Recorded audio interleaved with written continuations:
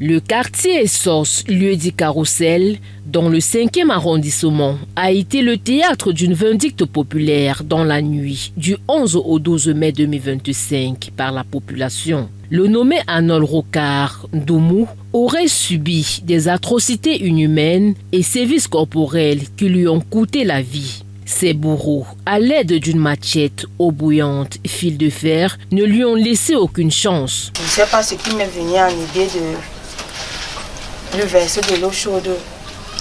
Je suis donc allée à la maison, j'ai mis de l'eau dans les petites bouilloires de 2 litres et demi là. Dès que ça a bouilli, je suis venue le lui verser. Et en le versant, mon intention n'était pas qu'il meure, mais c'était qu'après, il ressente la même douleur.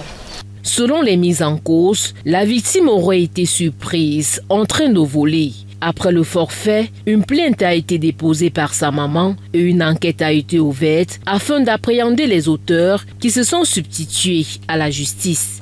Nous sommes dans un no man's land où les gens sont établis en un petit état, dans un état, pour gérer ce qui devait être géré par la justice. Nous avons affaire à un jeune homme qui a été bastonné. On nous a déclaré qu'il avait volé ce jour. Nous n'avons ni la victime du vol, ni le butin volé. Mais nous avons des preuves, vous avez vu la reconstitution, des preuves de ce qu'il a enduré ce jour-là. Au lieu que ceux qui le soupçonnent d'avoir volé l'interpellent, le neutralisent et attendent que la police arrive, appellent même la police, parce qu'ils n'ont appelé ni la police ni la gendarmerie. Ils sont déclarés eux-mêmes être des justiciers et ils l'ont traité avec tous les moyens qu'ils disposaient au regard de leur colère. L'enquête menée par les éléments du commissaire divisionnaire Christine Irène Minjom du commissariat central numéro 4 a abouti à l'interpellation de la bande présentée à la presse ce jeudi 29 mai 2025 au cours de la reconstitution des faits en présence du procureur général. Nous ne sommes pas dans un état libertin où chacun peut se lever un matin et faire ce qu'il veut. La loi existe dans ce pays et tout a été fait pour que cette loi soit respectée par tout le monde.